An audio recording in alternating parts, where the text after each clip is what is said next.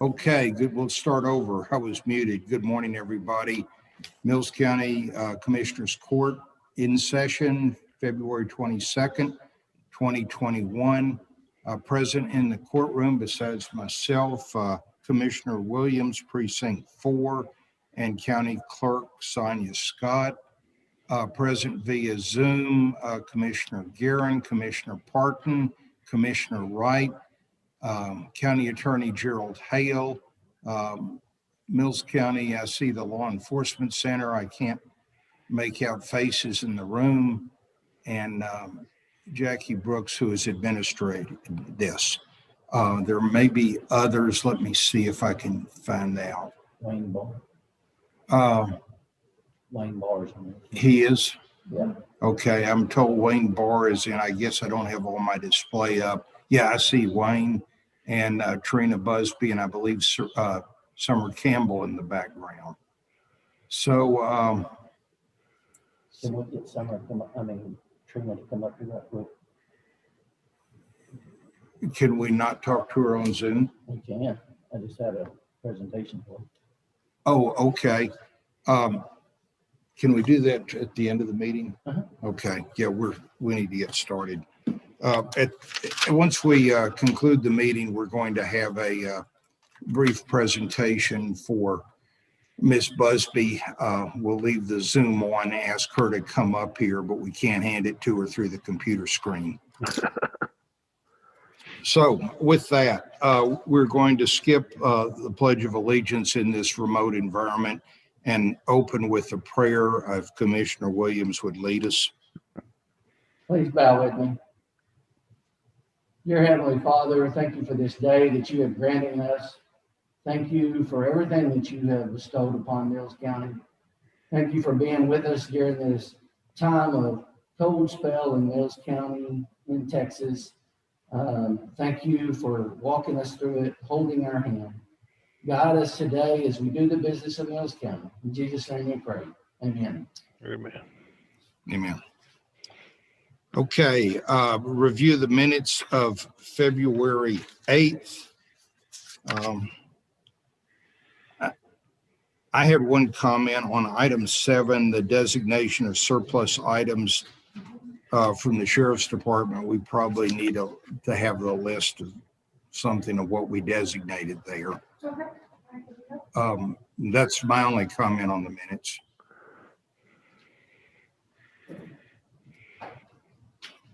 Any other comments on the minutes? I make a motion we approve the minutes with the addition of the list for item number 7. I'll second it. Okay, we have a motion from Commissioner Williams, second from Commissioner Guerin. All in favor say aye. Aye. Any opposed? Thank you. Next item on the agenda is audience with individuals. We have no one signed up, no one in the courtroom, and nobody has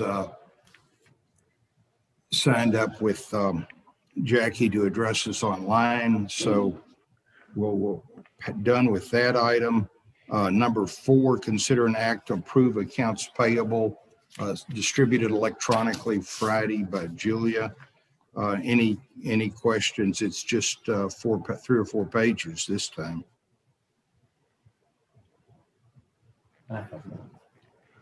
I have none. I move we approve the accounts payable as presented. We have a motion from Commissioner Guerin. I'll second it. All in favor say aye. Aye. Any opposed? Okay, we have approved the accounts payable. The County Extension Agent monthly report. This is a carryover. It didn't make the last agenda. You can see Tom Guthrie's work back in January. It was largely leading up to and through the stock show, with February activity being the San Angelo and San Antonio shows.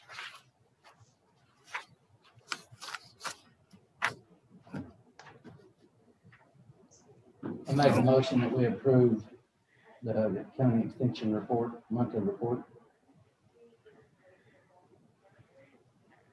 I'll second it. Okay, motion from Commissioner Williams, second Commissioner Guerin. All in favor, say aye. Aye.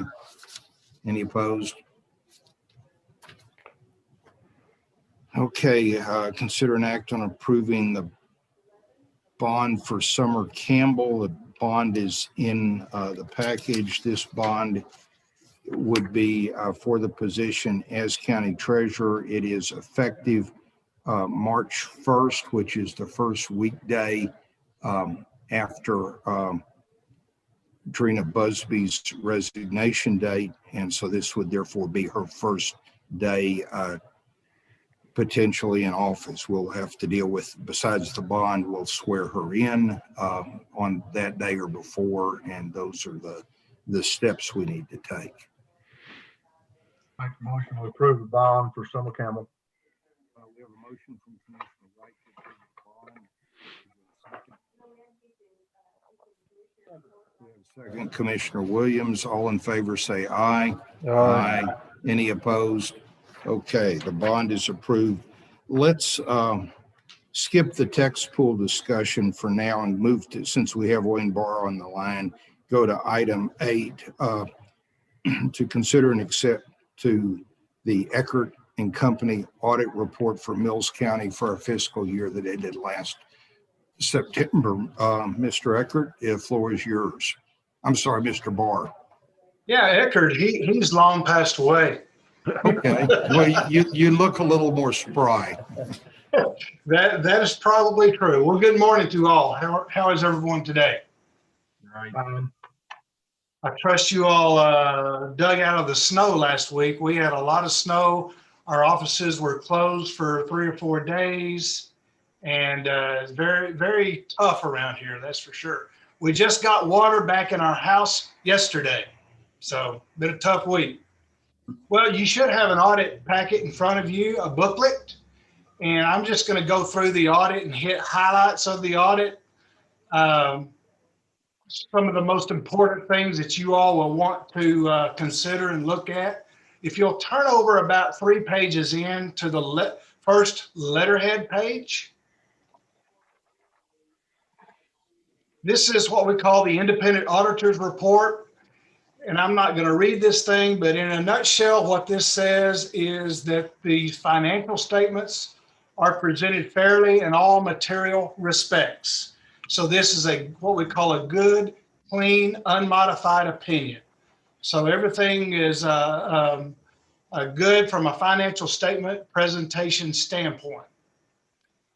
So beginning on pages 3 through 7 is what we call management's discussion and analysis. And this is just summary information of the other financial statements. We're not going to spend a whole lot of time here, or really any time, but this is just summary information. So you can read that to get a simple understanding of what is in the other financial statements that we're going to talk about. This is a required disclosure presentation by our auditing standards. And so again, you can read that at your pleasure. Where I want to begin is over on page 8. Page 8 is what we call a statement of net position. And what this statement does, it pulls all of the funds of the county all into one financial statement and adds in your capital assets as well as your long-term debt. And then on page 9 and 10 are the revenues and expenses, again, of all the funds of the county. Now, I will say this, it does not include your county district clerk, your JP, your tax office, because those are fiduciary funds. But all your other special revenue funds are all included here, along with the general fund, road and bridge, etc. The most important statements are beginning on page 11 and then page 14. Page 11 is what we call a balance sheet of the governmental funds of the county. So your first column is your general fund. So as of September 30, the county had a general fund balance of $1.9 million. And then your second column is your Road and Bridge Fund.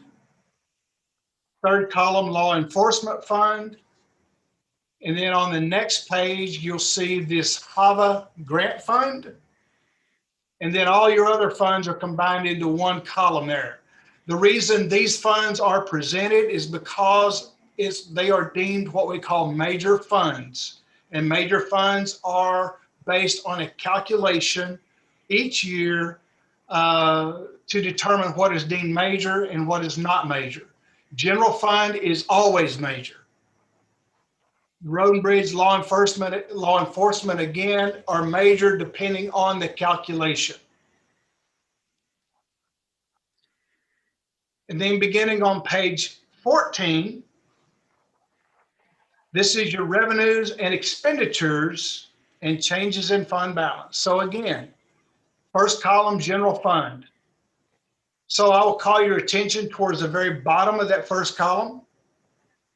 Your end of the year fund balance is the $1.9 million. You began the year with that number directly above that, 1.568. So the fund balance of the general fund increased during this fiscal year by $342,000, which is the third number from the bottom. And then again, your Road and Bridge, next column. So again, it increased 44,000. And then your Law Enforcement Fund. And then over on your HAVA and your other. So that is the revenues and expenditures of the county during the fiscal year. And then on page 17 is your, what we call statement of fiduciary net position. And this includes your county district clerk, your tax office, the JP, etc. And it's just basically a little balance sheet that is required to be disclosed in these financial statements. All right, beginning on page 18, this is standard footnote information that is required to be in these financial statements. And you can just read that at your leisure. Where I want to begin, though, is beginning on page 23.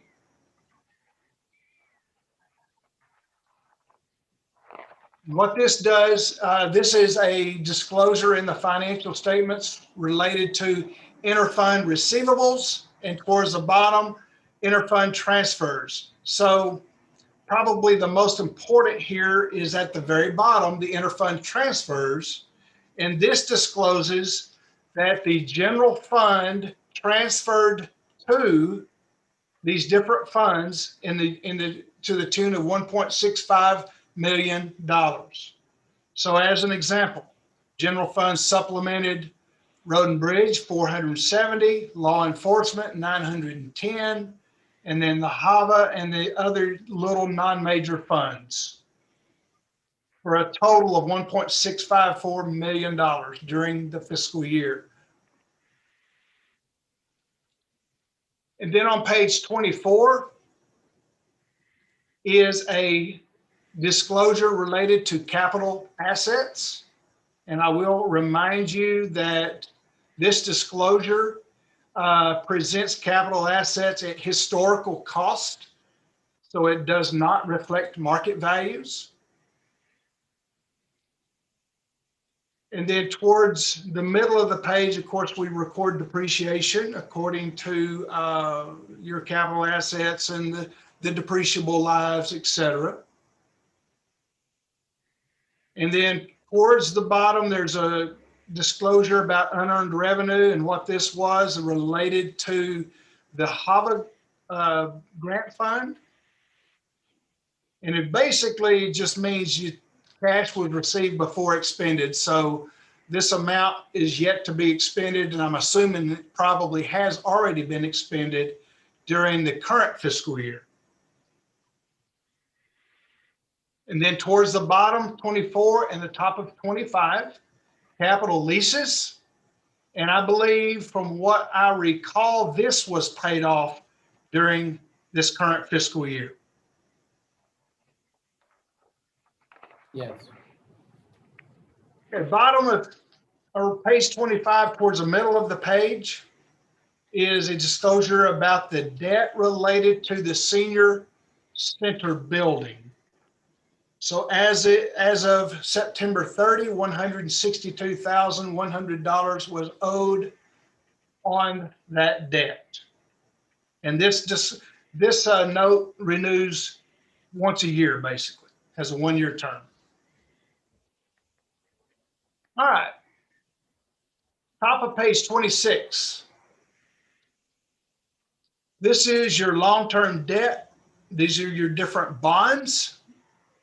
So the first one, the refunding bonds, had an outstanding balance of $175,000, which is due to be paid off during the 2021 fiscal year. And then you have your other bonds, which was related to the law enforcement center. And then premiums, so a total long-term bonded debt of $7 million, which is the bottom figure in the next to last column there, towards the top table there. Just to put this in English for everybody, the refunding bonds, it's the residual on the courthouse remodeling, and the limited tax bonds, that's the law enforcement center. That is correct.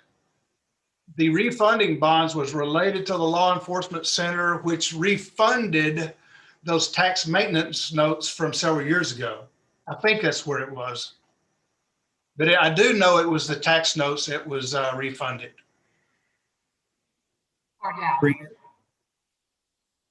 Go ahead, Ms. Busby. I said that was actually on the courthouse, like you said, Ed.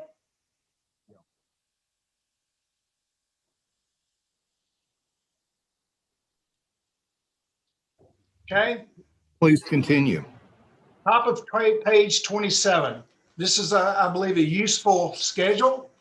If you look at the very far right column, the bottom figure there, so total principal and interest owed over time through the year 2040 is $9.767 million.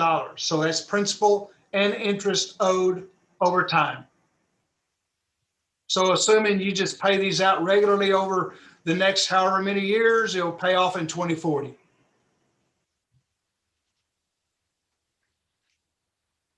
All right, towards the bottom of 27. All right, pages 27 through 33 are required disclosures related to the defined benefit pension plan.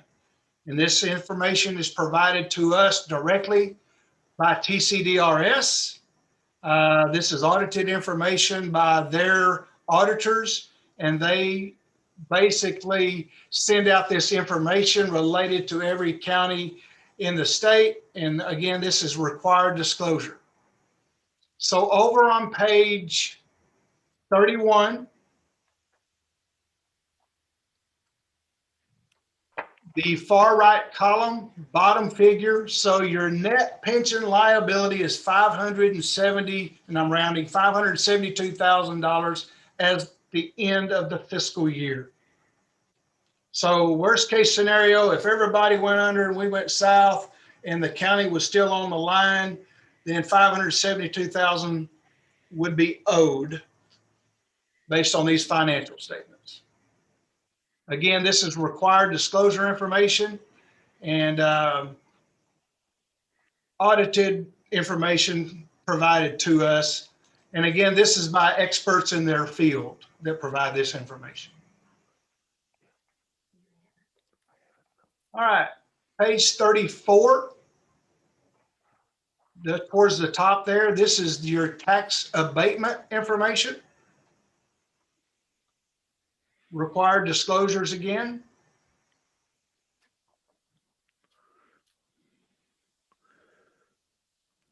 And towards the bottom there is a table representing your EMS agreement with Hamilton County Hospital District. So you have a 225, then 250 in these next 3 fiscal years.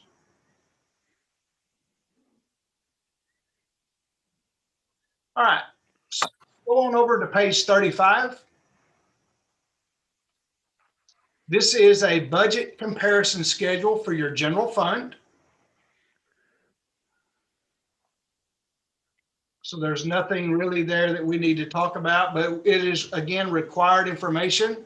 So you have your first column is your original adopted budget. Second column, your final adopted budget after all budget amendments. Third column is actual, and then a variance thereof. In the same way on page 36, which is your road and bridge fund. 37 would be your law enforcement fund.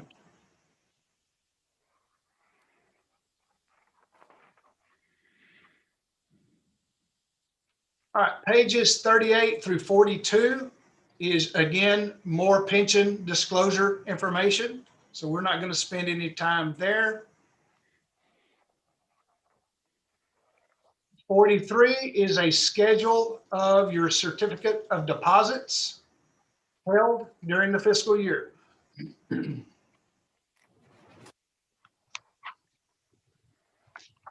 then on a page or two over, there's another letterhead page. And this is what we call a report over internal control over financial reporting. Basically, if there was a major compliance issue that the county did not satisfy related to statute or anything of that nature, we would report it here. We did not have anything that we found during the audit that had to be reported during the fiscal year. So that was good. And in a nutshell, that is a quick overview of the audit. It was a good, clean audit. Did not have any issues. Karina does a great job. Any questions?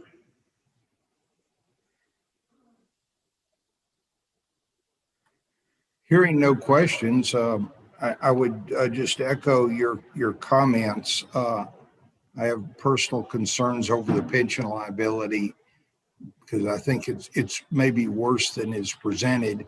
But this is another tribute, maybe her last one, to Ms. Busby and Ms. Campbell. This is what we like to see.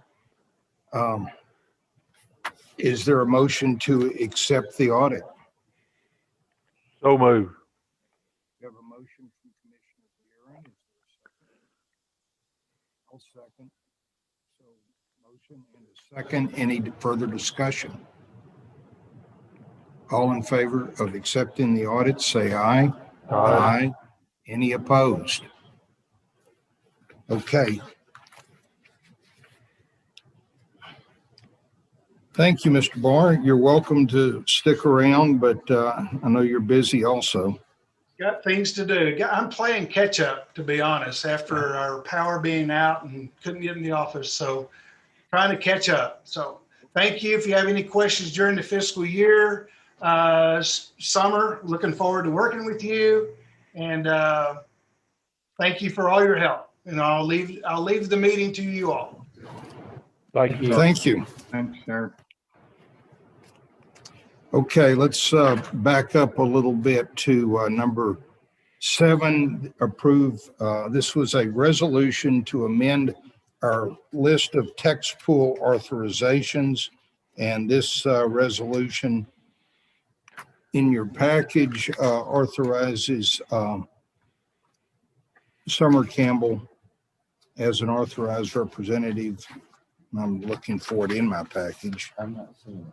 Okay. Do you have one? I don't have one, Judge. Okay, well, I don't have it either. I wrote it. I'll tell you what it says. It authorizes Summer Campbell and Julia Perez as our authorized representatives to make transactions, make investments in tax pool as authorized representatives of Mills County, and the funds transfer back and forth only between tax pool and the Mills County account at Mcbank. This is a replacement. Prior to this, it was Trina Busby, and I believe at some point Joy Noel. Is that it?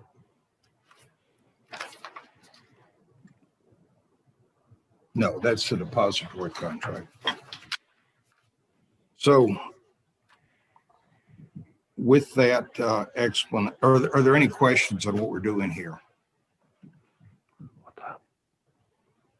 I have none.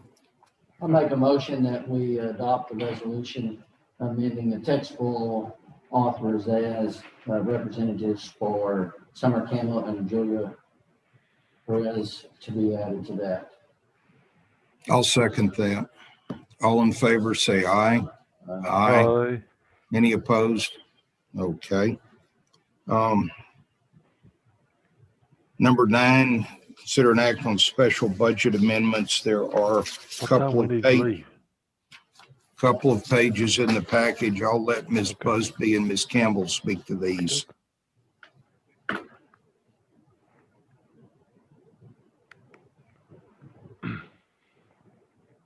So it's been too long since I've been here.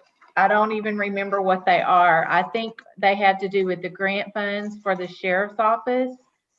And then somebody will have to remind me what the other one is. I'll help you. One of them is moving $2,000 back from INS into the general fund. I think we came up a little short on our debt service fund. There was an interfund advance from the general fund to make a required payment, I believe, Ms. Busby.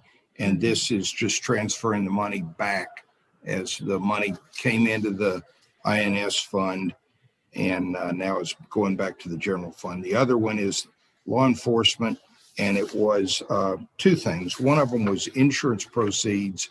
I believe this had to do with a squad car damage, and we obviously don't budget wrecks, and so we have unbudgeted income from the insurance proceeds and unbudgeted expense for fixing the squad car.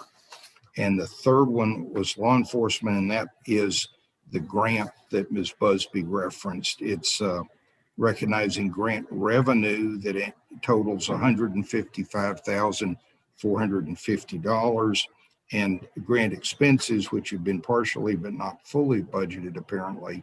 And so we're up $44,570. Okay, I want to explain that one a little bit.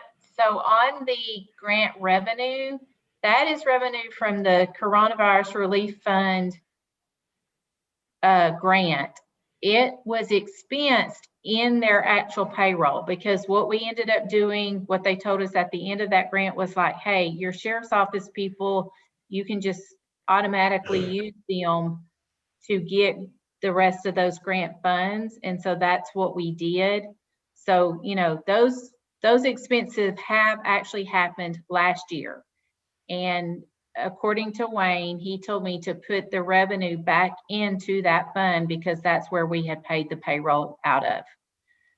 That $110,000 was basically for 3 employees out of the sheriff's department for like from March to September. If the court will recall, this was the large coronavirus relief grant that was partially funded up front, and the rest of it was you could draw on it, but the provision was that if you didn't spend it by year end, you lost it. And then late in the year, the state came out with a decision that any expenses for first responder payroll were an eligible grant expense. And so Tarina then submitted payroll expense from the sheriff's department to use up all of our allocated grant money. So we got the funds. I think it was a good move, but this just amends the budget to put that money in the account for which it was budgeted.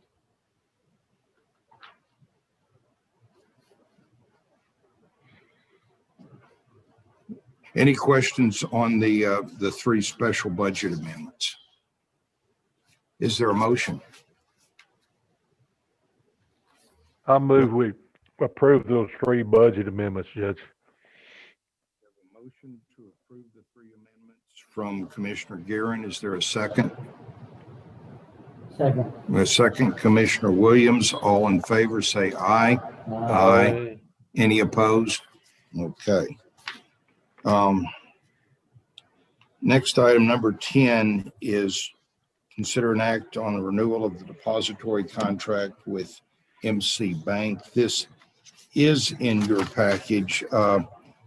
There's three pieces of paper in here, and I'm not sure I've got them in the order I want to talk about them. First of all, background is that our deposit, and the dates are on top of the third page. Our original contract with Mcbank was a 4-year contract dated effective April 30th of 17. It had a rate reset in 2 years later, which is standard, of May of 2019, and ends April 30th, 2021. By the state code, we have two options. One is to go out with a sealed bid with 30 days notice and advance publication in the newspaper and get it done 60 days prior to the expiration of the contract. And the other option is to negotiate a 2-year renewal subject to the court approval. Because of the calendar squeeze and the new treasurer, I suggested, I think at our last meeting, that we go see what we could do on a negotiated renewal. And that's what we have before the court here today. The page, there's a resolution to accept the negotiated renewal. But before we just jump to that, the page behind it is actually the Mcbank proposal. It shows the interest rates and stuff down at the bottom. I'll tell you what the changes are. In a nutshell, the interest rates are lower, which isn't a surprise. The market's lower than it was 2 years ago. And they are not going to reimburse us for our check stock. They will continue to provide deposit slips, but in the past, we have ordered our own checks from a vendor that is compatible with our accounts payable system, and then just sent the bill to the bank for payment. They're no longer willing to do that. That's a cost, and correct me, Trina, if I've got it wrong, but off the top of my head, it was around $400.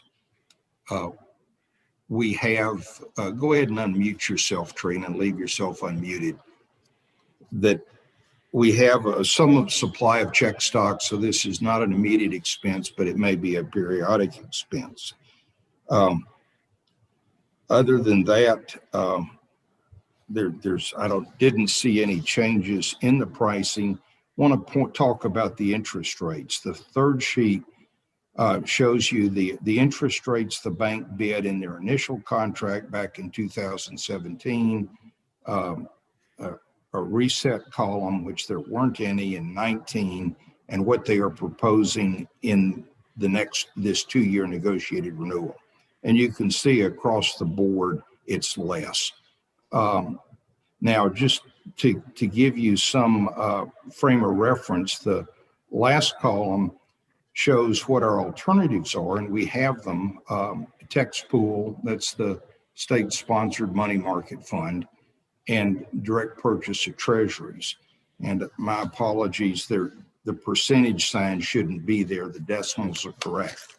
But you can see the interest-bearing checking account, for instance, at the bank was paying 35 basis points, or that's 0.35% under our existing contract. The bank proposes to take that to 0.15%, or 15 basis points. If we were to the text pool money market fund exclusively, it would be 4.4 basis points, or 0.044%.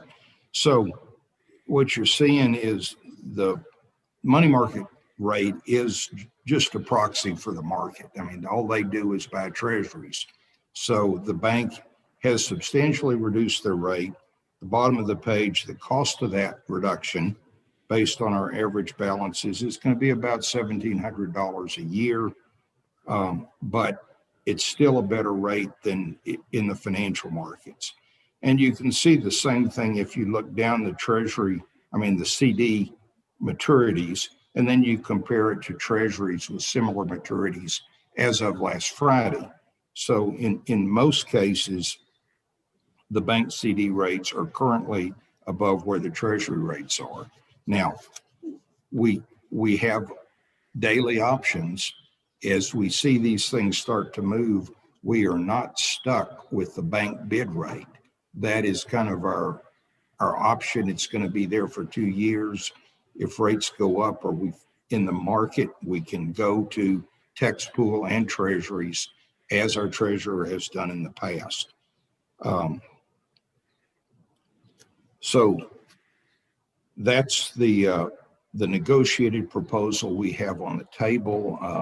Let me see if Ms. Busby, Ms. Campbell, anything I either glossed over, got wrong, or omitted? I think you covered it all.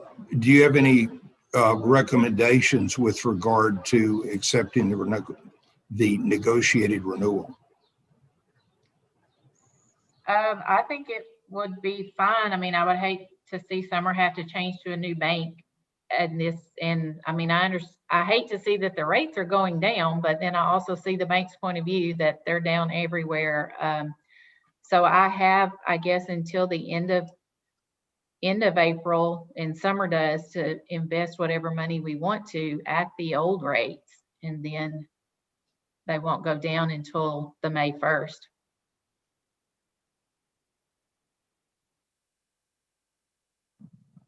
Questions from the court for either myself or Ms. Busby or Ms. Campbell?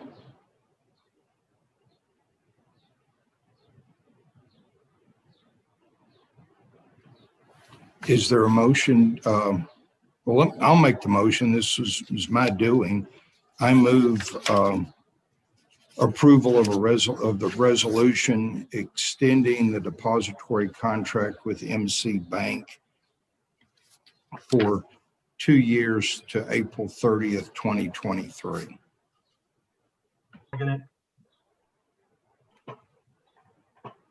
Was that a second, Commissioner Wright? Yeah, it was. Thank you. Okay, we have a motion and a second. Any further discussion? All in favor say aye. Aye. Any opposed? Okay. That will require everybody's signature as you get out and about over the next few days. Jackie will have it in her office.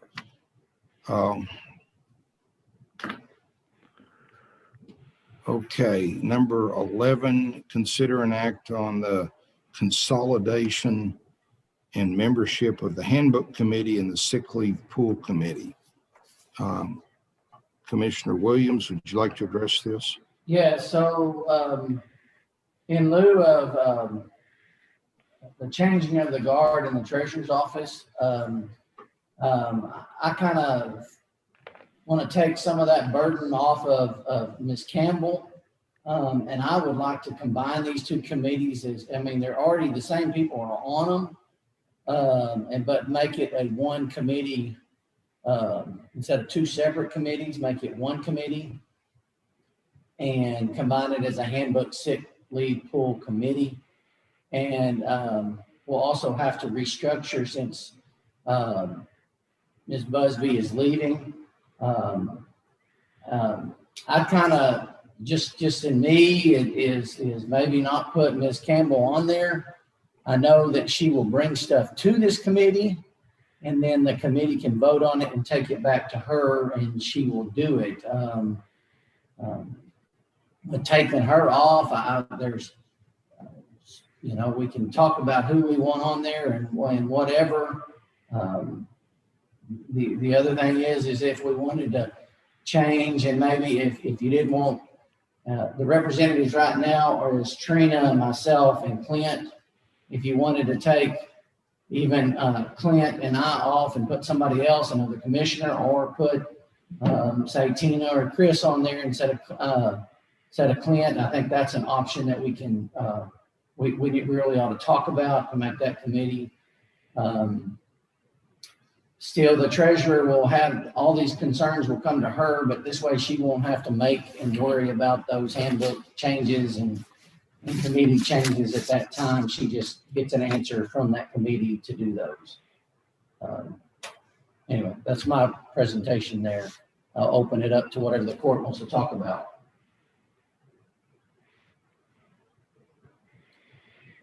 Do I have volunteers from the court that want to be involved in this? Judge, I think Jason's done a super good job on this committee.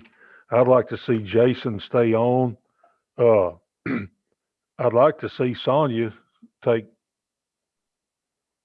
Karina's place for now. And then I've been thinking about this. We do not have an employee, a salaried employee on this committee. And it looks to me like we ought to have maybe one salaried employee. And if we go that route, I'd suggest Tina Allensworth.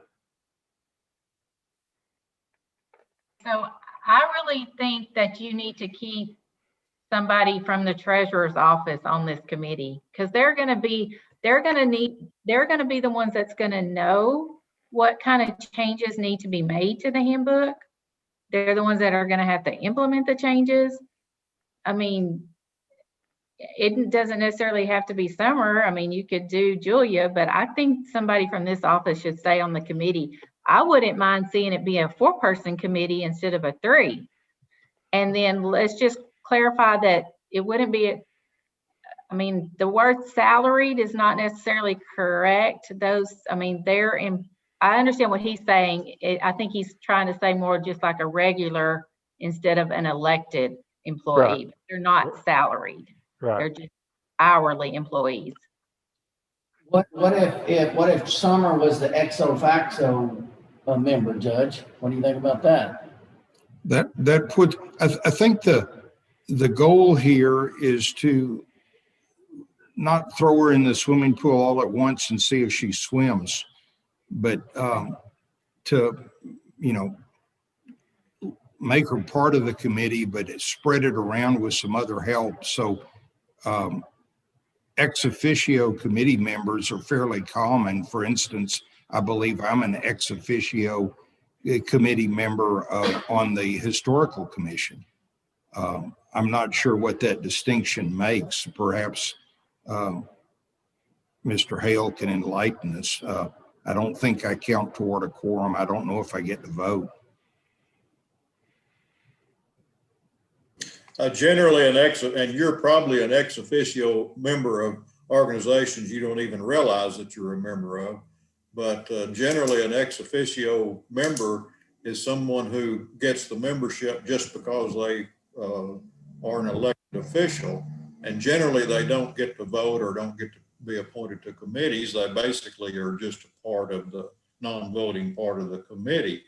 But I agree with Tarina. I really think Summer needs to be a part of that, an official part of that committee. And I like her idea too about maybe having more members, maybe appoint an additional member. But I really think she needs to be a part of that committee.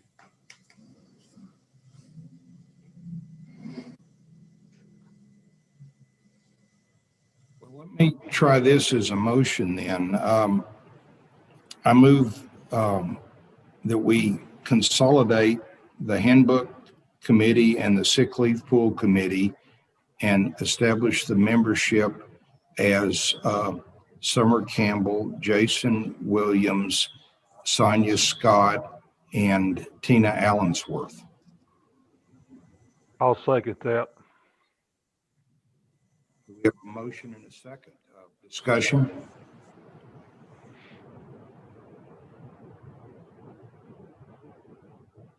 Ms. Allensworth, are you, I think I see you there. Are you willing to serve in this capacity?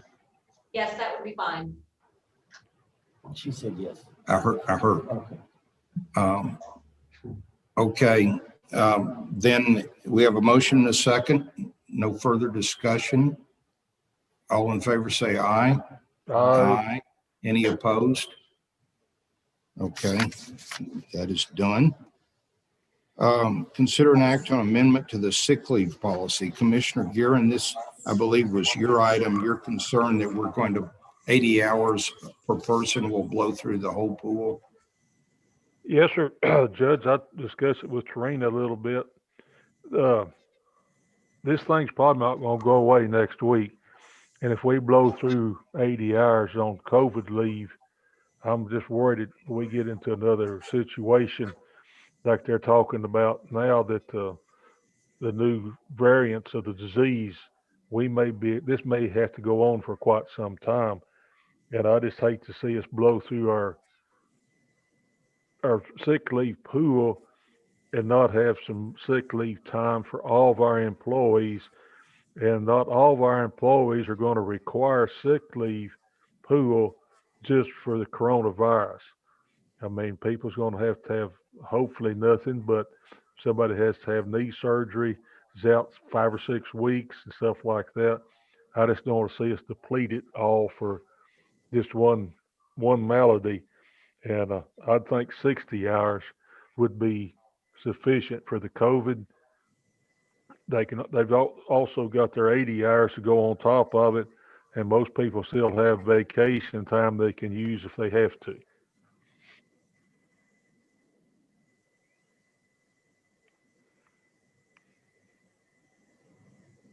Okay. Commissioners, any thoughts on this? Is anybody already met this 80-hour threshold? No. We have one person that I think maybe went 12 hours over the 60, but no one has met the 80, went over to the 80 yet. But at this point, is this on a calendar year or a fiscal year measurement? I think we did it on the calendar year. We said for Yeah. this calendar year. We have somebody that's already over 60 and we're 6 weeks into the calendar year. Yes, we've had, I think, 4 people already use out of the sick leave pool, 4 or 5 already use out of the sick leave pool for coronavirus.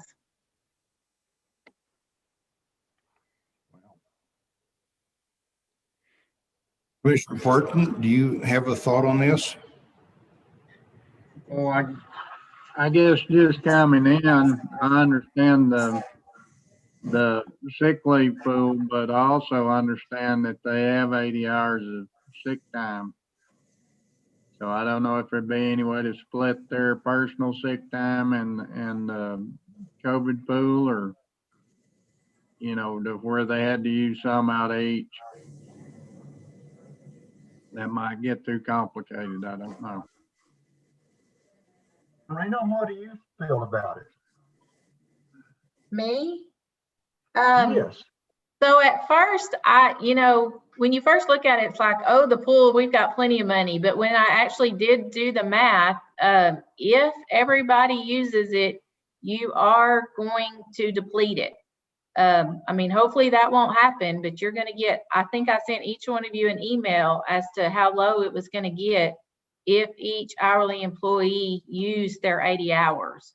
So if they do, you're not going to end up with any hours left for others that have another major type illness, cancer, whatever, Rex, whatever. So, I mean, 60 wouldn't be a bad idea, but then the other option is hopefully, I wish I could say we're on the tail end of this and if we won't have everybody needing to use their 80. That may not be the case. Commissioner Wright, do you have a view on this? Like I say, I'm whatever the court If we feel like if Jed really feels like it's going to deplete and it could happen, and I agree with him 100%, I don't have a problem going to 60 hours instead of 80. And that's the reason I asked Trina her opinion about it. And how does it work when they contribute to the sick pool, the employees? Does everybody contribute to that? Well, the only way they're going to get time out is if they contribute. So they have to contribute at least 8 hours a year, a calendar year, in 8-hour increments. And there may have been 2 or 3 that has joined, but most everybody has joined this year. And I think it's because they knew about the coronavirus and that thing, but there may be 1 or 2 left, but other than that, everybody did join. And then of course they can only use a certain percentage of it each time. I mean, like I have to calculate it, and they can't use over like 1/3 or so many hours. So the ones that get sick the quickest get more hours that they can use. They get to use all 80 than the ones that you wait till the end of the year and get it, say December, and there's only 40 hours left. They only get a percentage of that. Yes, that will be the way it will end up happening. I mean, we've never had that happen before. It's never got so low. No one's ever used, I think maybe one time in the 10 years I've been here, somebody has used the max that they could use, which is I think it's 1/3 of the pool. I'd have to go back and look.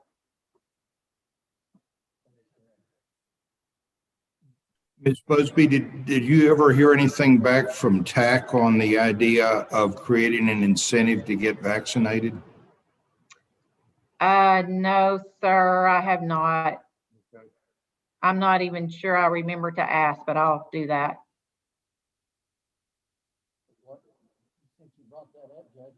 Well, let's change it to 60 hours if that's not a problem. I don't, like I say, I don't see if there's a concern about we might do away with our pool. I mean, outspend our pool. Instead of 80 hours, let's go to 60. Okay, we're having a few speaker problems. Let me restate what I believe Commissioner Wright was saying, and Mike, tell me if I'm wrong. It's that if we have a real risk of depleting the pool based on the current 80-hour rule, that reducing it to 60 would be appropriate. Yes, that is correct. I think that if we're going to change it, it'd be better to change it now than later. Yes. Well, does someone want to make a motion? I'll move, Judge, that we change our sick leave policy pool on the COVID from 80 to 60 hours. Okay, we have a motion from Commissioner Guerin to reduce the maximum use of the sick leave pool for COVID from 80 hours to 60 hours. Yes, sir. Is there a second? I second it. Okay, we have a second from Commissioner Wright. Any further discussion? All in favor say aye. Aye. Aye. Any opposed? Okay, that's done. Commissioner Williams, we had a little bit of voiceover there. You were asking a question before. Well, I was just, since it's brought up on the virus, what are those? Are you going to give that a report on your virus? On the vaccines in your report, or for Mills County, or is that, since you asked Trina that? I'll cover the vaccines in the judge's report.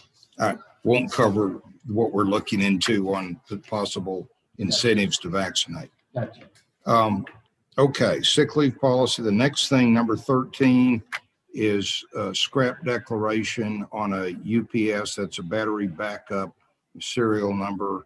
I'm not even sure which department this is in. It may be coming out of the clerk's office. It's just inoperable. It has no other use.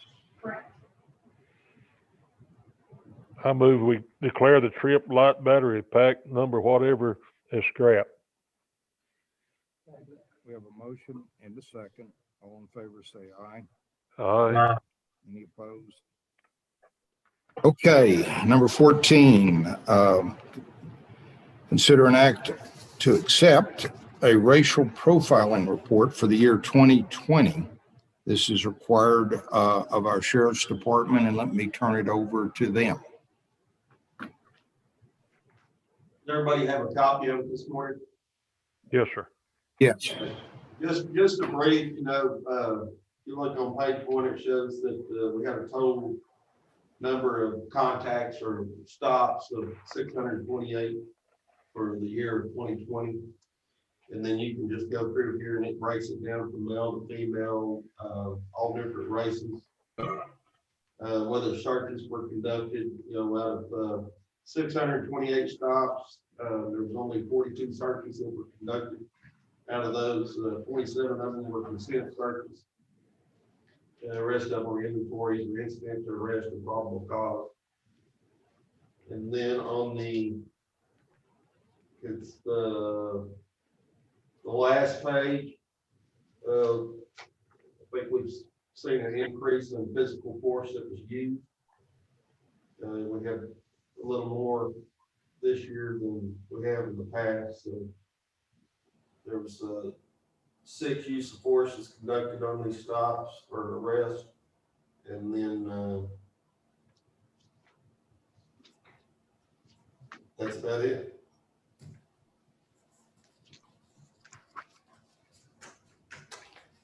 Are there any questions for the sheriff over that report? This is something he's required to prepare and submit to us, and we're required to approve it and take action if we deem anything is inappropriate. I have no questions, and with that, I'll make a motion that we accept the 2020 racial profiling report presented by the sheriff's office. I'll second that. Okay, we have a motion and a second. Any further discussion? All in favor say aye. Aye. Aye. Any opposed? Okay, we have approved the racial profiling report. So rather than, I'm going to rearrange the order here. Let me do the county judge's report and then let y'all follow on with the commissioner's report. I think it'll save some overlap. This is a little lengthy, so bear with me. On the COG side, the Hill Country Transit District, given the management change, the members asked for a consultant's report on how to more efficiently operate the unit. The report is back. It's going to get considered at a board meeting later this week. And the options range from the status quo to a split up of the transit district between the urban and rural areas. The primary dissatisfaction is the urban areas, which is Belton, Killeen, Copperas Cove, where they have fixed route services. And the report says that the rural areas are generally satisfied with the on-demand services. The problem with the split up is it's going to create potentially double operational cost.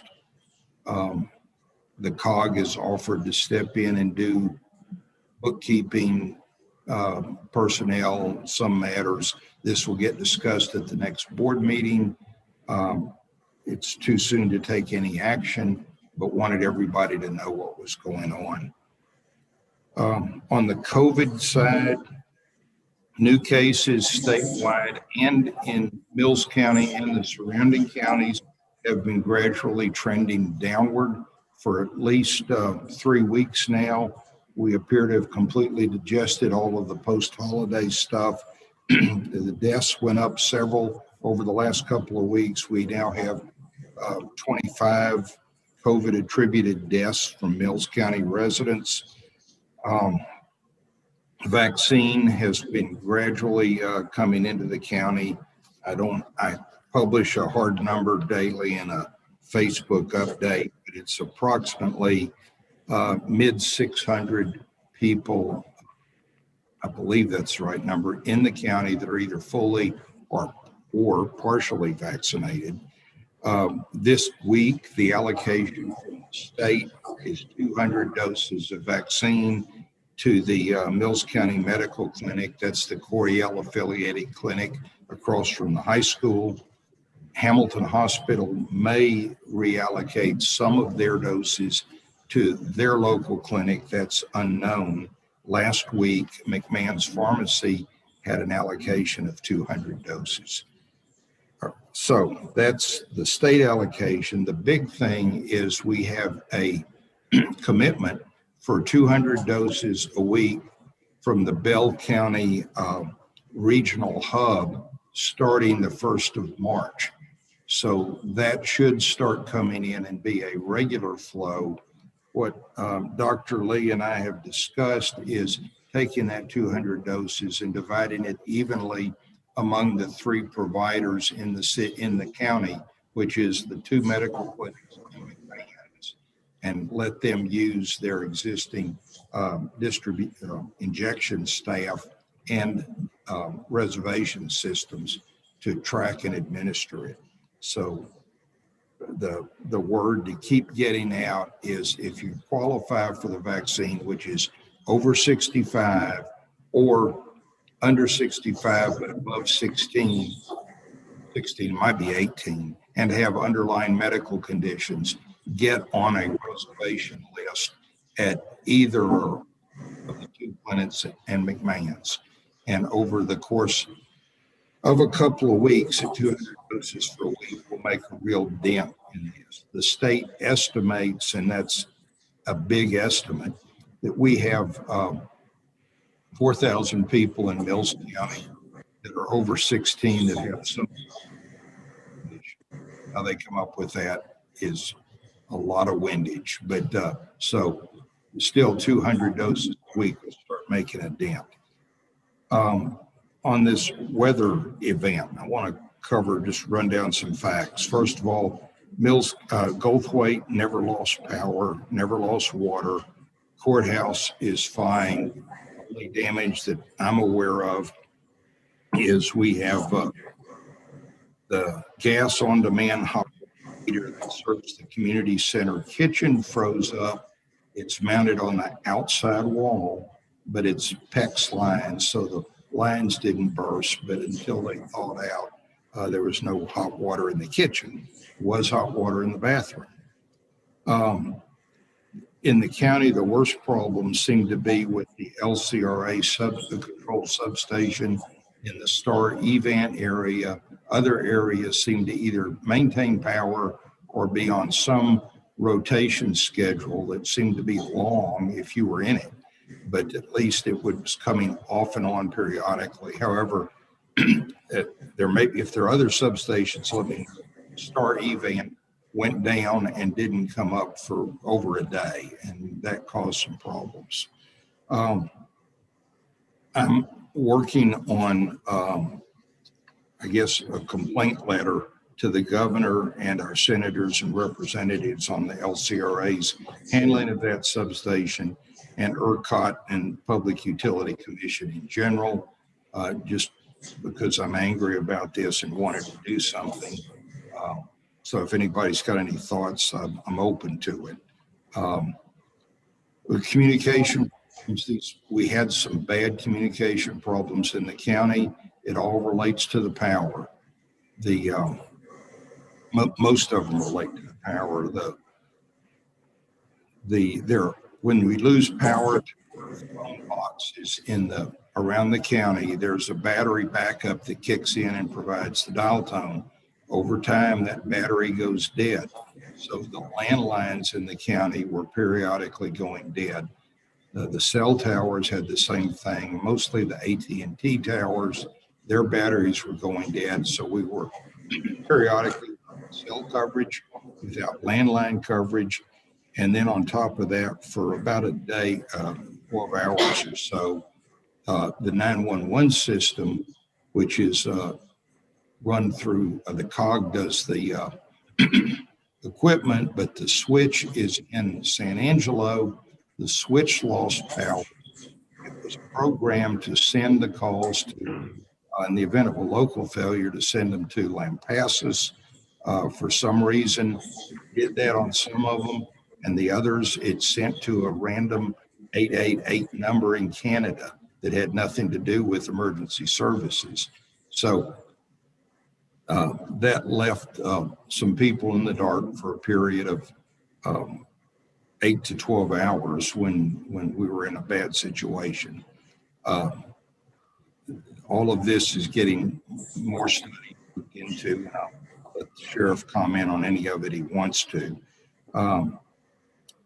The FEMA declaration's getting a lot. The governor's declared a disaster for the entire state, all the counties in the state. That was last week.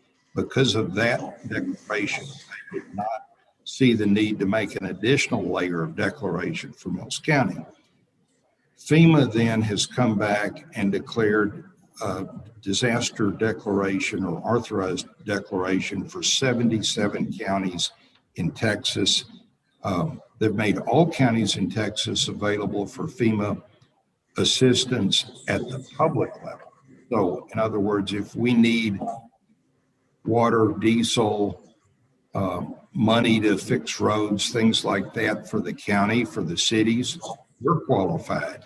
But if you're an individual homeowner and you have water damage, uninsured damage in your house, have to go live somewhere else temporarily, you as an individual are not eligible for assistance from FEMA other than the 77 counties.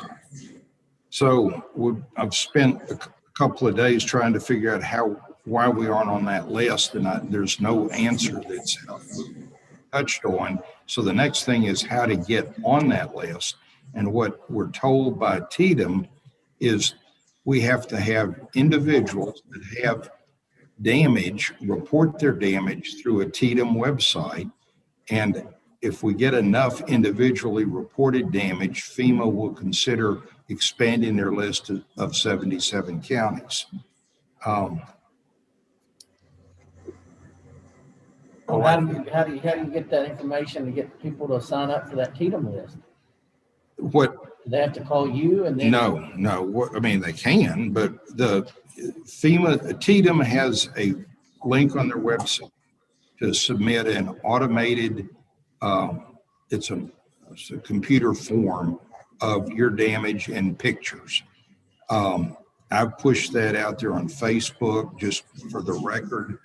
The page is tdm.texas.gov/warm, WARM.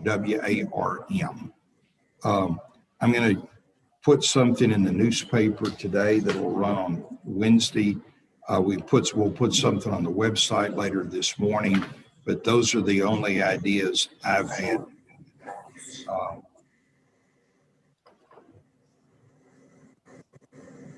It's going down my list.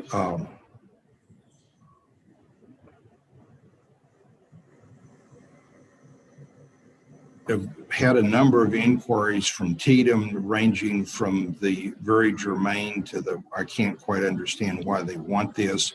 I'm sure the sheriff's office has had the same stuff. It's really been difficult to sort through what's important and what's not. An example might be warming centers. There was a urgent call for TDM to identify warming centers.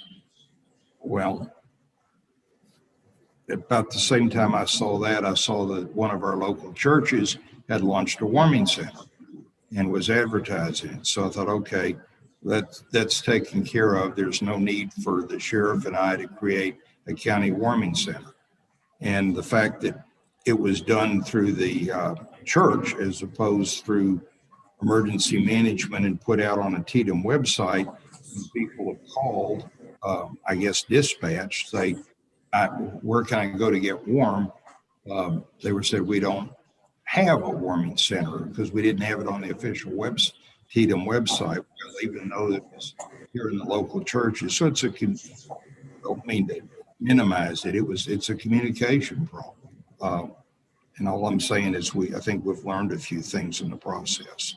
I mean, the other thing is the sheriff and I got hit a couple of days ago, actually yesterday, I think it was. Tatum wanted to know where they could direct FEMA truck full of water and MREs with no information as to when it might get here, but somebody needed to be on standby to receive it, possibly unload it. No ability to say whether or not the trailer would be left or had to be unloaded immediately, whether or not it came with or without a forklift, and whether or not a loading dock was needed. My recommendation to the sheriff, and I believe he agreed with me, was to let that water and MREs go to a city that didn't have a functioning water supply. Abilene's an example of that nearby. That with Goldthwaite having power and water, it makes more sense, and people have to come into town anyway, to make water available here in town rather than to try and unload a truck that might be here yesterday, it might be here Wednesday of next week of water and MREs. So with that, I've talked to Guy. We have functioning outdoor faucets on the community center. I'm going to mention it. If people think there's still a need, we can have a hose available and make water available for drinking containers from the community center for our rural residents that may still lack water. I wouldn't want to be in the business of filling up fire trucks and stock trailers, however. Anyway, that's my report. Let's go to the precincts. Commissioner Wright. Yeah, it's been pretty challenging. We had our main water line coming from the city coming into our precinct barn. It busted. We left Wednesday and it was in good shape. We came in Thursday morning and we had water everywhere.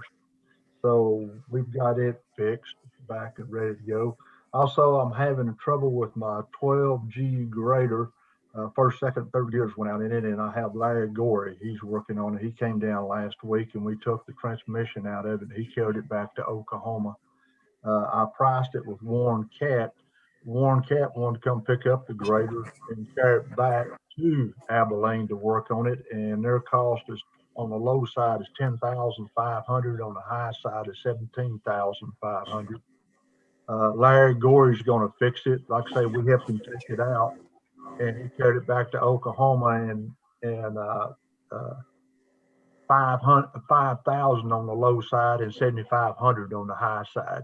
But first, second, and third gears out of that transmission, and that's all I have.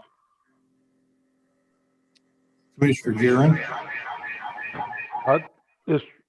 We've been checking roads and down trees and stuff. I want to thank DSM Dairy for the use of Don Jr.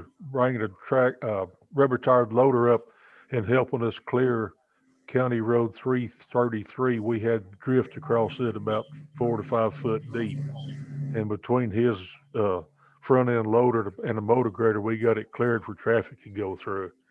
And first time I've experienced that, and I hope we don't have to do it again. That's all I've got, Judge. Commissioner Parkman. Very little work. It changed some grader blades, stuff like that. Worked on some busted pipe, got all that back together. Have a deal, and I've talked to the other commissioners. Our new maintainer is at right at 500 hours. Needs to be serviced. Well, when I talked to the people down at where it came from,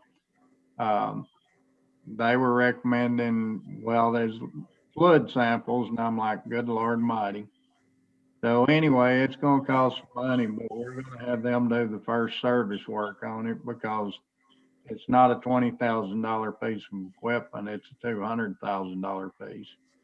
And if you do something wrong, you can void your warranty on that thing. So me and the guy are trying to get quotes together. The flood and filters will cost the same whether we do it or not. He's thinking it's going to run around $1,000 to get a tech out here to do it. but it would cover you being covered. I guess the other thing, and the days that we really needed to clear some snow drifts, I've never heard of it on a county road. I don't think it's ever happened around here. It was possible, but I had drove the roads in a Ford Ranger, got through them all, have had quite a few people tell me that we should have bladed the snow off of the roads. They were deep, but they were mostly to one side, so the roads were not impassable. And I felt like the people that needed to be on them were the people feeding their livestock, which is usually four-wheel drive pickup. So that's kind of this last week in a nutshell. Commissioner Williams, maybe before we get too close to the end, I'd like to have ask the sheriff to weigh in on this last emergency also. Do you want to go ahead? Clearing the right of way on 550. We've been working on that before the storm hit, kind of right in the middle of that. A report on the swinging bridge. There is a company that has been hired to fix that. They were supposed to actually start last week, but due to the weather, they postponed that, and I haven't heard when they were going to start. The insurance, San Saba County is going after the insurance to have that paid for. So the Commissioners Court are dealing with that. We are still working on a few bids and looking at a camera system to put on the swinging bridge to help with help catch these people in the act that are just being mischievous out there. We're working on that. The two counties are really, well, myself and the other commissioner are really interested in the camera system that would help us out. The landowners out there are all willing to help if they can help financially. They said they would be willing to help. Actually, I had one guy said he'd be willing to buy a camera if we needed it too. So just to cause stop some of the damage in the littering. We work most every day is a half a day during the cold spell. We checked some water lines. We had some, one of them busted on the county road. Crosses, just stop that. And the landowner got it fixed. Visited a bunch of homeowners, several of them without power, checking on them and without water, and able to keep them an eye on them. They were all in their elderlies. Worked on repaired the shredder, got it going. Bladed County Road before the weather. Bladed County Road 531 and 550. I was really interested on your topic on the emergency management concerns. I had a few people ask me, and one that you didn't mention that I wondered if it become an issue was diesel for like the EMS or gasoline since they ran out in Mills County. Did that become a concern? Did we have adequate supply, or could they get that? I was just curious on how those emergency personnel handled that situation. I wish that there was any way that we could have helped with the Encore, the LCRA, or whatever on their in Hamilton Co-op, I guess, on the electrical, because it sounds like the eastern part of the county really suffered, where the western part didn't as much. Not a big fan of Encore right now because they didn't pay their taxes last year, and they haven't paid this year's taxes after the January 31st deadline. And now they're saying that they may up our rates and different things to cover for the bad disaster and stuff. So I'm not a big fan of Encore right now. But I didn't know if y'all heard anything on that. And anyway, but that's all the report I have. I'm not aware of a fuel problem with the EMS. I'll check on it. Let's ask our emergency management coordinator to throw in his 2 cents worth. As far as EMS running out of fuel, I was unaware of that. I don't know if they got close or what happened. I know there were still some places that had fuel. I think Heads and Center City still had fuel. I know that Auditors, I think, still had fuel, but Quick Check had a reserve as well. We kept our stuff topped off. You know, if we got down to a quarter of a tank, we went in and topped it off just so we wouldn't run into that issue. Any other major concerns that you saw in all this? You're gonna have to unmute.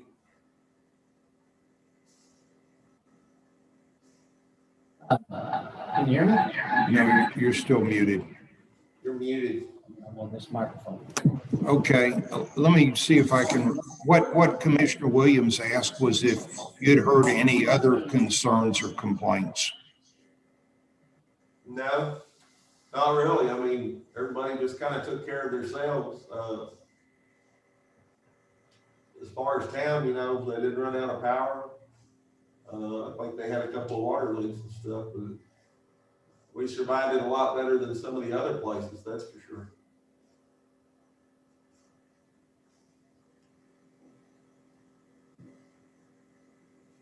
I don't know all, maybe y'all got out a little bit more than I did. I don't know, but can you hear me, Judge? I can hear you, but I'm sitting next to you.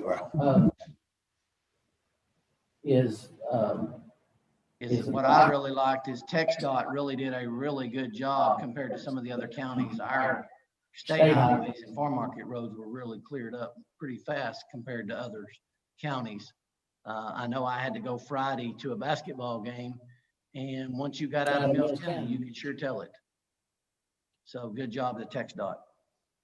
The only real issue we're gonna have here is this is the second year in a row that the fire risers froze up the supply line.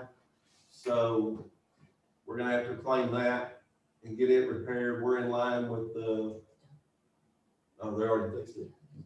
Oh, okay, never mind. We've already got it fixed, but I negotiated with the Texas Commission on Jail Standards. Whenever that happens, you have to go to 15-minute fire watches, but we've been shorthanded and stuff like that, and I was able to get a waiver of sorts where I didn't have to run my people up and down the hall every 15 minutes. So. Okay.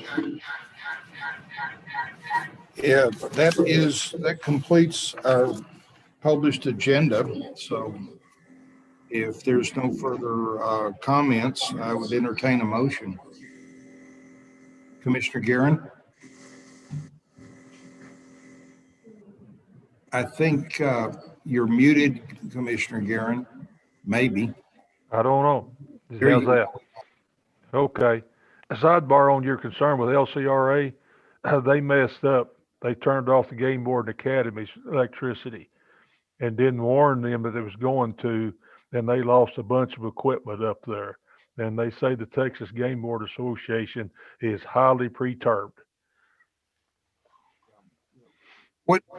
What I've learned that's happened, and I want to try and confirm it, is that on these rolling brownouts in other locations, there are a number of switches in each substation.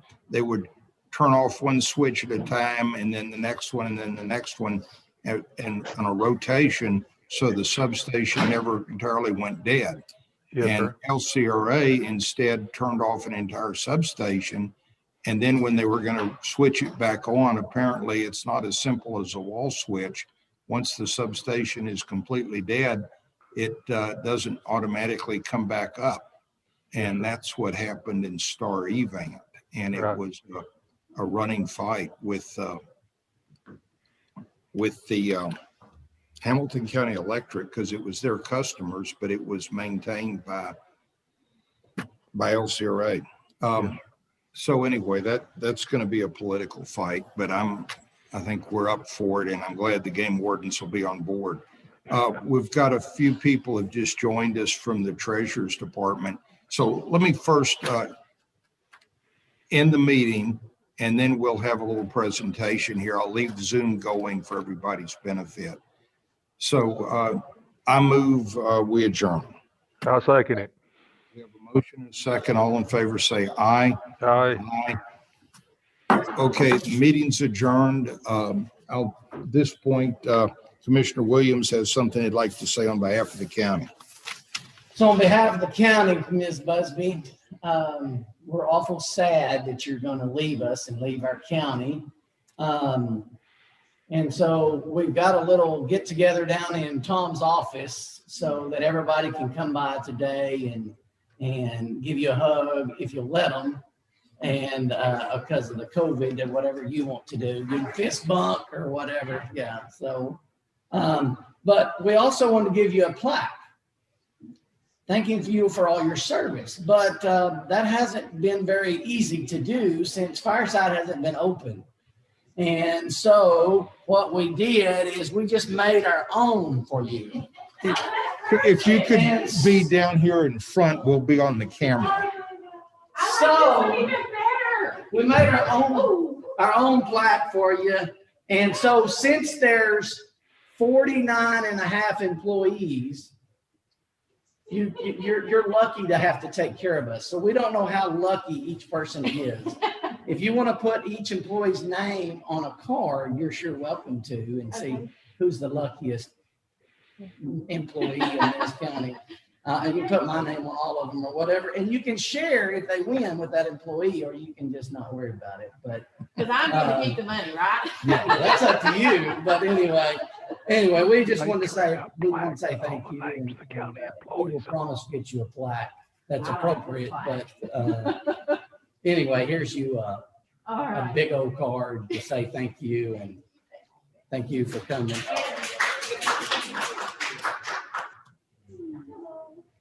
There you go. Okay, Judge.